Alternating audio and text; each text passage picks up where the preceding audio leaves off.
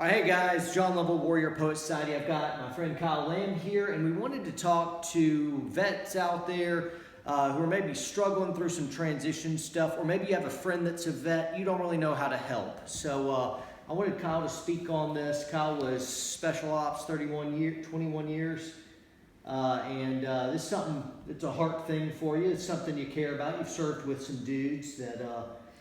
Yeah, we've seen a lot of our guys who are strong-willed people, strong-hearted guys. They don't want to show weakness, and it might be PTSD, it might be TBI, it might be alcohol, drug addiction, whatever it might be, and they need help. Sure.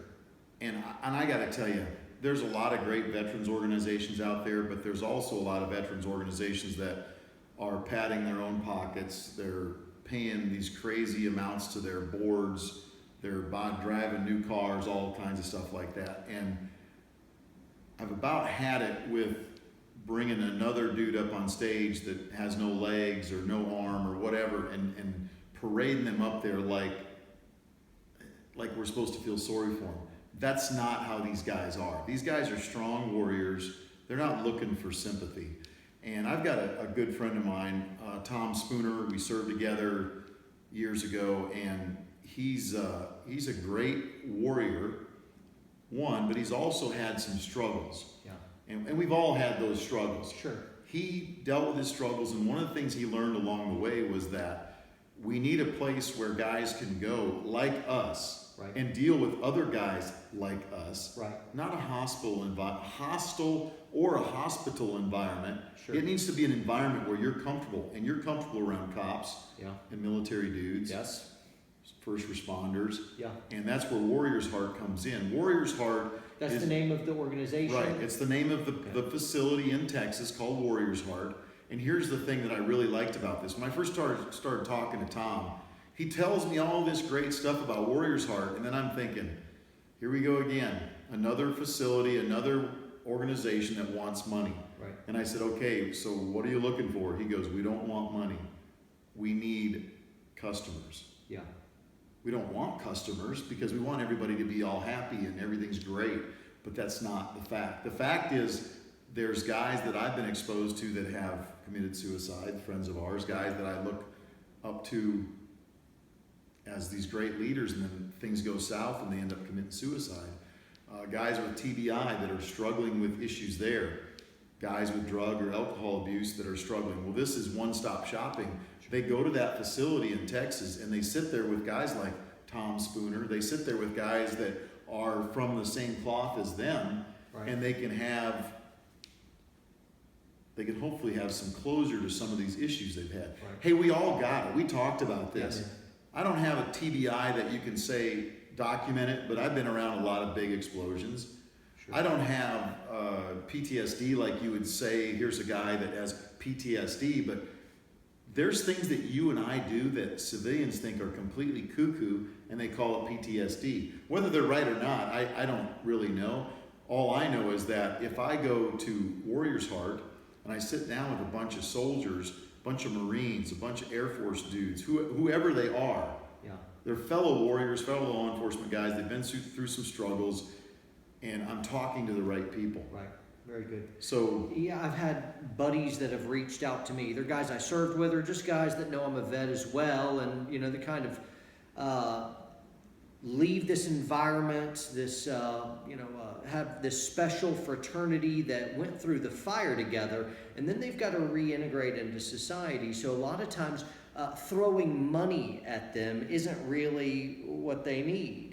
So some of them do. They're having a difficult time with transition, need a little influx to just kind of get on their feet and let them go, not in a handout kind of way, but just kind of a smoother transition. But really, money isn't the right answer. Would you agree with that? Yeah. So a lot of it's very easy, I think, to be busy without really being productive, so that we could raise a bunch and pat ourselves on the back and be like, look at what we did for our veterans.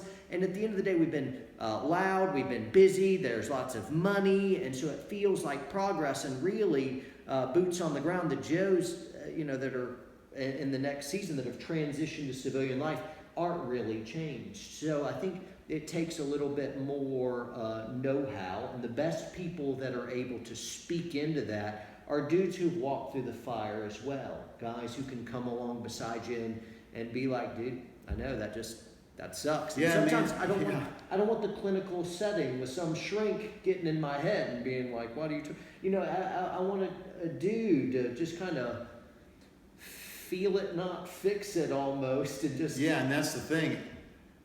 I love you as a warrior brother, and I'm going to talk to you pretty harshly. Yeah. And you respect that. Yeah, man.